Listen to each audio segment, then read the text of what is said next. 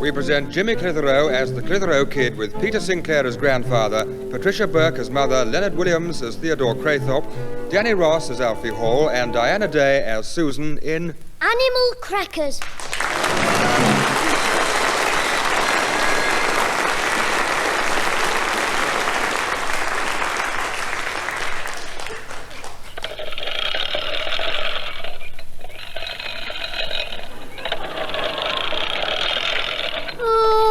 Fed up with cutting this blooming grass.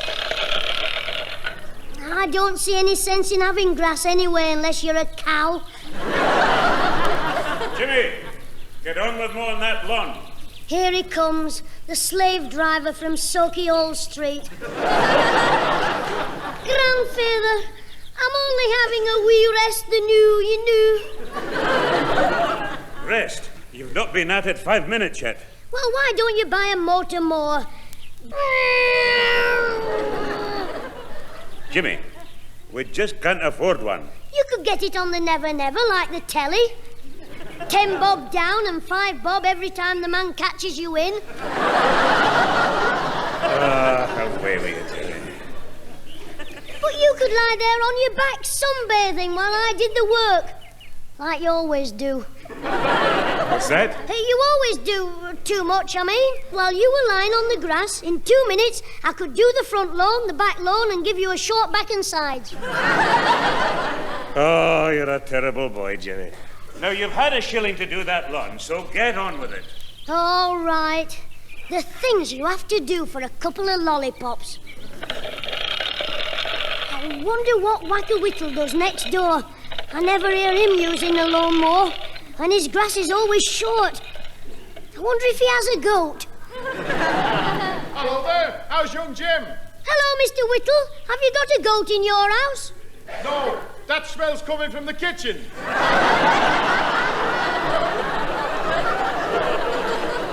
My old dad's cooking something for the cat.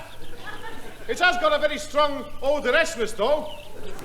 No, I mean your grass is always shorter than ours. Ah, that's probably because your old lawnmower's worn out. They don't make them anymore. That model's obscene. Shall I have a look at it? Yes, please. Climb over the fence, Mr. Whittle. Are you sure it'll burn me weight? Of course it will. OK, then. Oh! Mind, I could be wrong. What's going on here? What's happened to my fence? Look, Jock, if you'd like to get me a few nails and a hammer, I'll have your fence up in a jiffy. Righto, Whittle. And now the excitement's over, Jimmy. You get back to your grass cutting. Mr. Whittle wants to look at the moor first. What's wrong with it, Mr. Whittle? Well, now, the first thing is these cogs need cleaning. But you mustn't use anything harsh. You need the softest thing you can find. Hello, Jim. Hello, Mr. Whittle. We found it. You what? Alfie Ollier. You'll never find anything softer than him.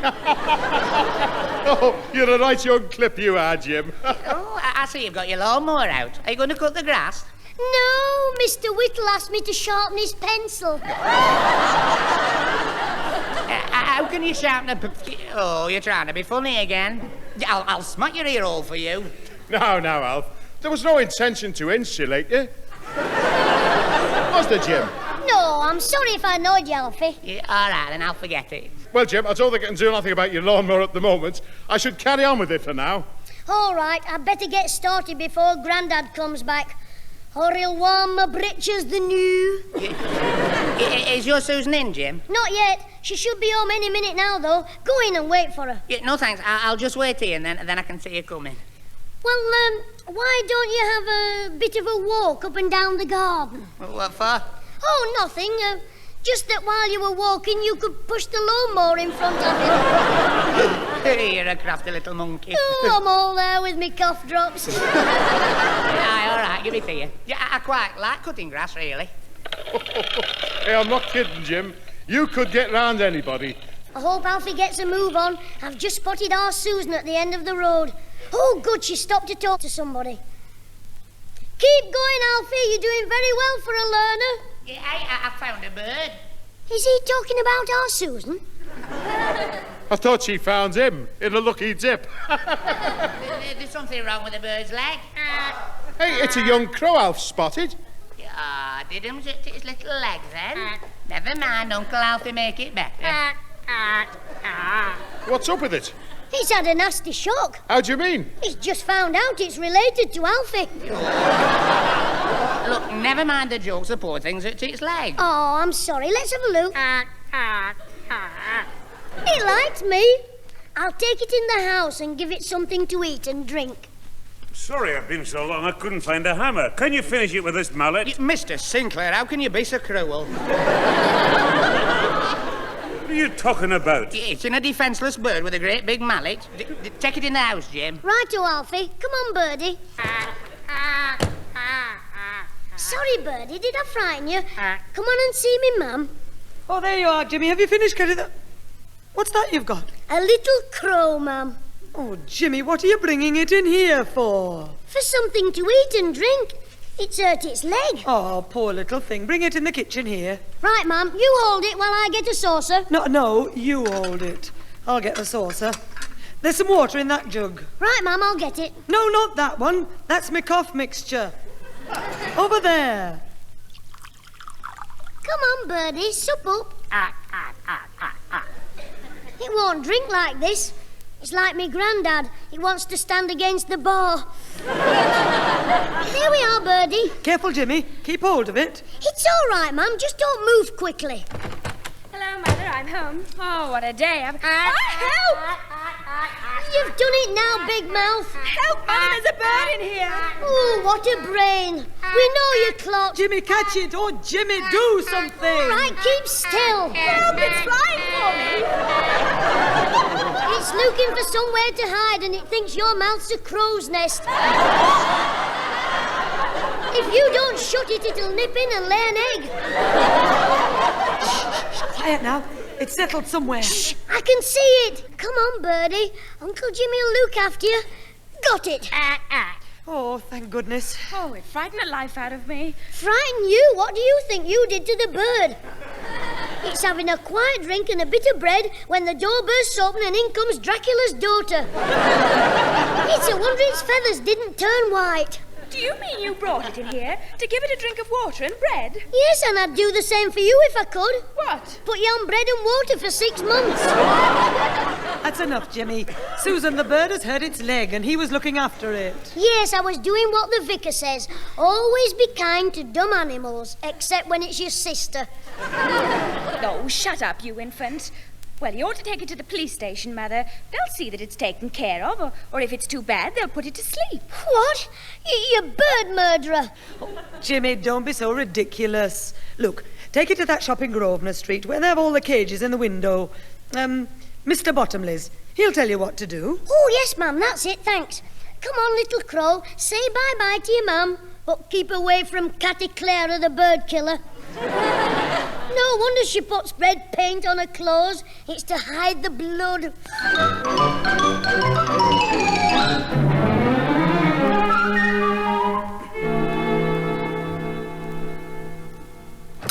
Good morning, young man. Good morning, good morning. Hello, are you Mr. Bottomley? Yes, that is right. I am. Yes, I am Mr. Bottomley. You don't sound very sure.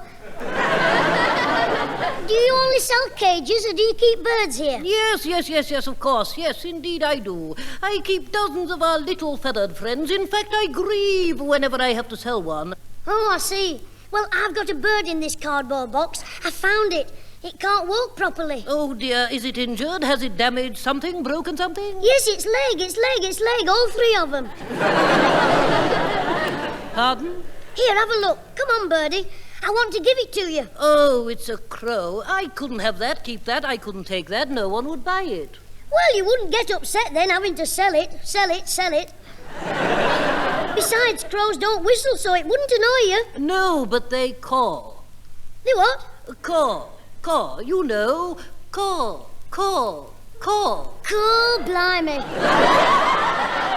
Well, that's how it sings. Caw, caw, caw, caw, caw, caw, caw, caw. All right, I know that's how they sing. But it's got a damaged leg. Well, what do you want, a singer or a dancer? Anyway, you can't leave the poor little thing outside, hopping round on one leg. No, of course not. Leave it to me. I'll see it's looked after. Good. I must say you have been very kind, very nice, very thoughtful to bring it here. Yes, you're a very good boy, a good boy, good boy. I feel like a pup who's just done a trick. Anyway, I'd like to reward you for your kind act. Oh, I didn't expect that. Please, now let me see if I have a shilling. Oh, I don't think I should. No, I want you to have it. No, I couldn't. Oh, very well, if that's how But if you insist, I'll have it. Oh, right then. Well, I said a shilling, didn't I? A shilling? Yes, a shilling. Thank you. That's the easiest 3 bob I've earned. Goodbye, goodbye, goodbye, and you'll see me again, and again, and again, and again.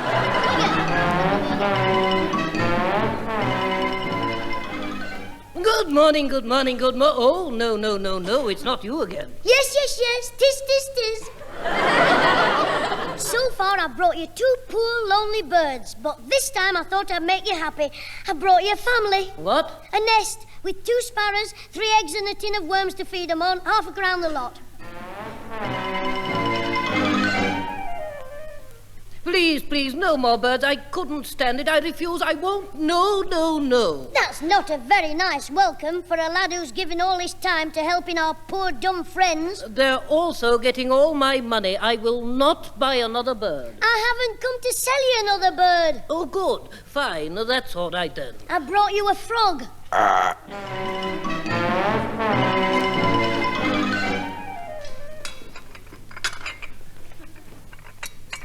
I'll just help you to clear away. No, I'll do it, Mother. I've got the tray here. I suppose I better leave a place for King James. Yes. I expect His Majesty has been kept in at school again. Oh, well, Pat, some of these schoolmasters have no sense of humour.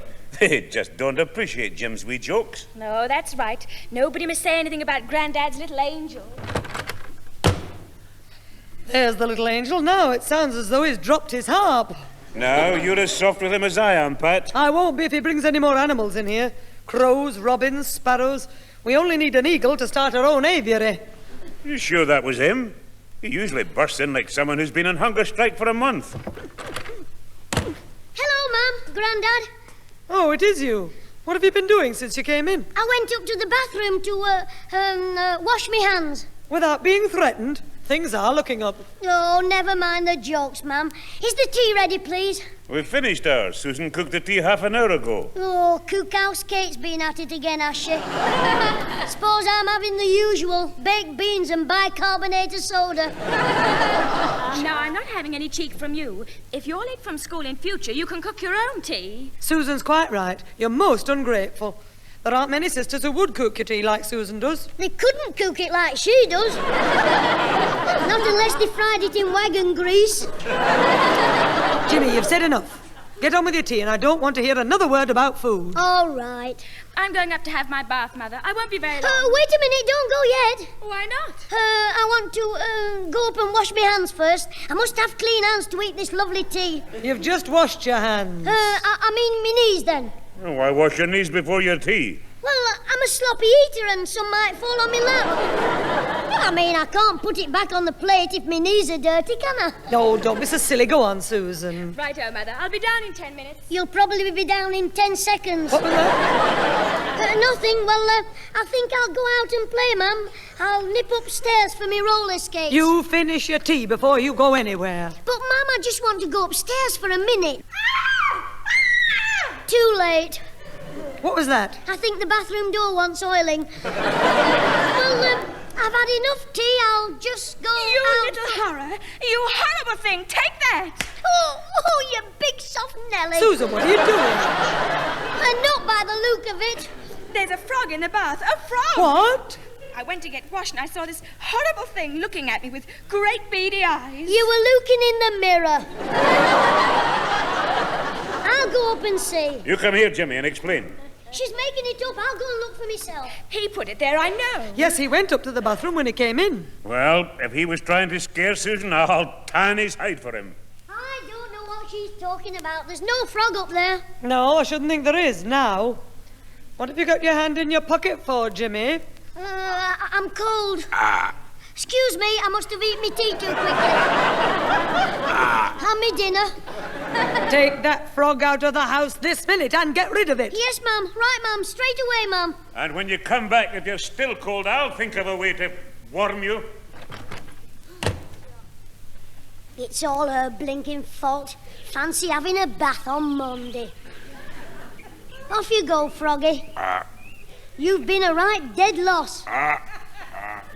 Never mind, I like you, even if you have an ugly face. Were you talking to me, James? Oh, no, Mr. Craythorpe. Hey, when did you buy the puppy? Is it still here? Go away, doggy. Go on, shoo. Shut up, he'll think you're a cat. He knows about them. You mean cats? Quiet, boy, quiet. Don't mention that word, Mr. Craythorpe. Anyway, whose dog is it? I don't know. It hasn't a collar. Oh, maybe it's an orphan like my frog was. Why don't you keep it? My sister would never have a dog. She says the house always smells. Well, the dog would get used to that. Oh, James. Look, why don't you keep him? What? If I even took a ladybird in there, I'd be shot. Oh, yes, I've heard all about your activities this week. Bring him back alive, James. I know. I'll take it along to the police station. What? And they'll give it the chopper like they would have done with my crow? No, not necessarily. Someone might take a liking to it and give it a home. I know. I'll take it to Mr. Bottomley at the pet shop. He'll look after it. I mean, he didn't want a frog, but a puppy's different, isn't it? Well, I don't know, James. We really ought to take it to the police in case it's not a stray and its owner is looking for it. But it's too young to go to jail.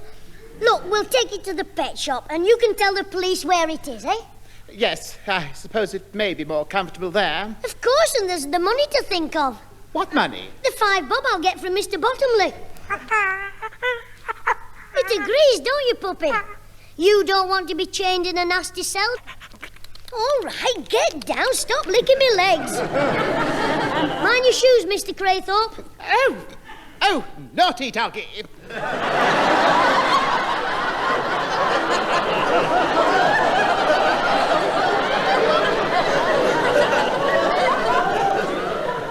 Come along then, doggy. We ought to give her a name, really. What about Jessie? I should change your glasses, Mr. Craythorpe. Why? Well, I think Jessie would be a lot happier if you called him Joe.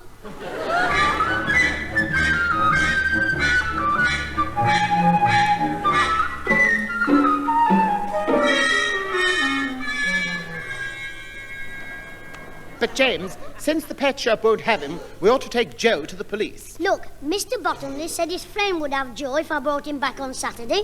Yes, but it's only Wednesday today. So I'm going to leave Joe with my pal Ozzy Higginbottom for a few days. But Oswald's father might not like having a dog in the house. Get away, Mr. Higginbottom loves dogs. He even likes Ozzy. Anyway, we're here now, so it's no use arguing. I shouldn't worry about Mr. Higginbottom yet. It's almost time for the Rose and Crown to open, so he'll be down there leaning on the pub door. Well, keep the dog behind your back just the same, in case Mr. Higginbottom hasn't gone yet. It might be better if Ozzy showed Joe to his father. Oh, we're not so confident now, are we? It's not that. I don't want the dog to get too much of a shock. They don't call Mr. Higginbottom Foghorn Fred for nothing. Yes, what is it? Hello, Mr. Foghorn. Higginbottom? Oh, it's you, Clitheroe. What have you come to upset me about this time? Nothing. I was hoping you'd be out. I mean, Mr. Craythorpe said you'd be leaning on the pub door, down. Oh, you're here, Craythorpe. What's this about me leaning on a pub door? Leaning on... Nothing. James didn't mean that. I mean... You aren't strong enough to push a pub door open, you big Jessie. What's that? Say pardon, Mr. Craythorpe. He's been eating radishes. Craythorpe, what are you holding behind your back? His trousers. He's bust his braces. Well, if you must know, it's a little dog. Look. Yes, I've brought it for Ozzy. What's wrong with it? Nothing. If you're giving it away, it's probably got distemper, the mange, and a touch of bubonic plague. Look, Mr. Higginbottom, if Ozzy doesn't have the dog, the police are going to put it to sleep. Is it mad? Well, it's not very pleased about it. Mr. Craythorpe, this isn't funny. Well, it isn't really in any danger, James. No, but you are. If you try to take the mickey out of me again, Theodora, I'll tie your looks together. Look, Mr. Higginbottom, you must be busy, so can I come in and see Ozzy? No. Can he come out then? No. Well, can I shout to him? No. If I write a note, will you throw it into his cell? No. I'll belt your luck for you in a minute. Oh, come along, James. You're wasting your time with him. For once you're right, crayfish. So you can take that dog away and take this Clitheroe pup with you. Now, see here, Higginbottom. I won't have you talking about James like that. Oh. Well. And what are you going to do to stop me? He'll knock you down, that's what. No, James. Oh, Willie! No, please. Come on, Craythorpe. Let go, Higginbottom. Put me down, you're twisting my collar. I'm sorry. I thought it was your neck. Now, what are you going to do to stop me calling James? I'll Yes? I'll tell him not to listen. Go on, beat it, both of you. Come on, Mr. Craythorpe, are you all right? I'm not sure. It's no use, James. With a brute like his, one has to swallow one's pride. Yes, or he'll make you swallow your Adam's apple. And think on, you'll know better in future. You don't bring your own mongrels to this house. No, we ought to have brought a pig.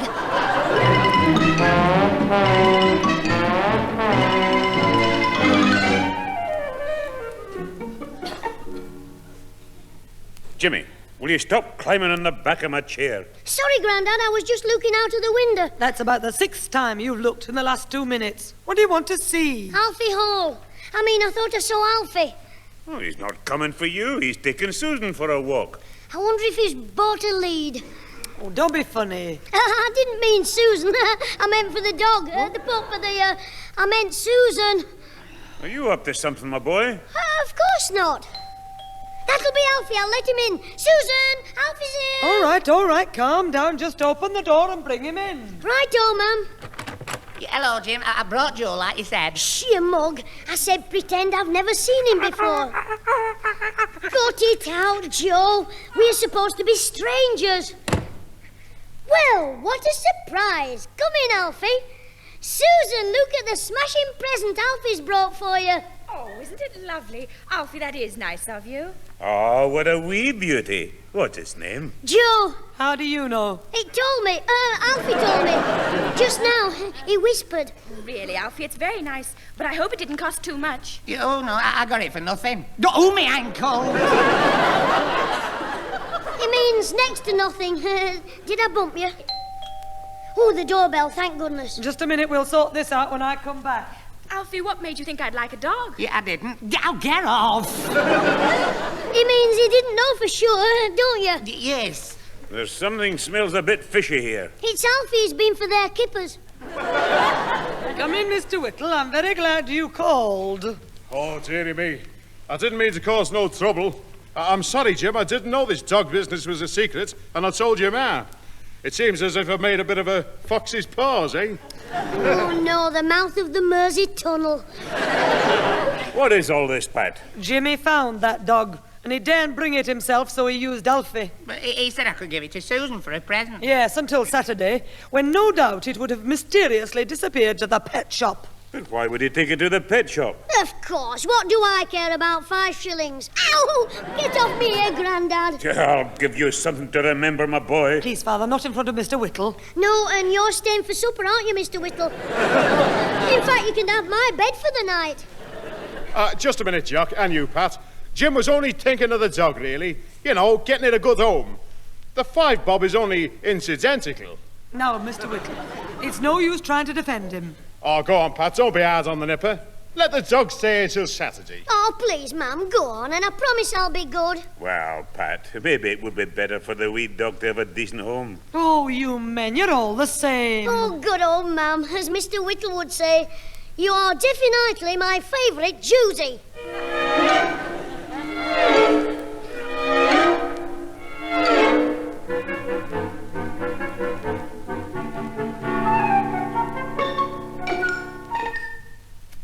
Jimmy's taking his time at that pet shop, Father. Well, it's Saturday morning, Pat. They're probably busy. Well, he'd better not bring that dog back with him.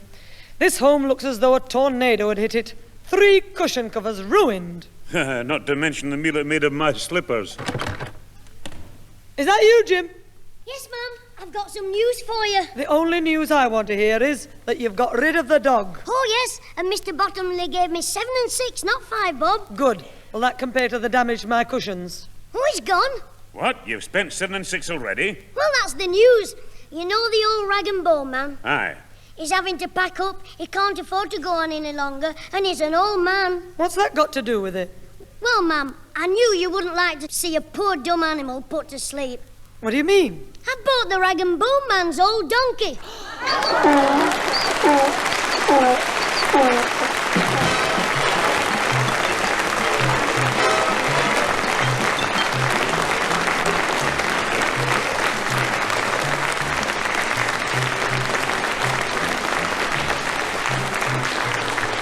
Those involved with the Clitheroe Kid this week were Peter Sinclair, Patricia Burke, Leonard Williams, who played both Mr. Whittle and Mr. Craythorpe, Danny Ross, Tony Melody, Graham Rigby, and Herbert Smith as the animals.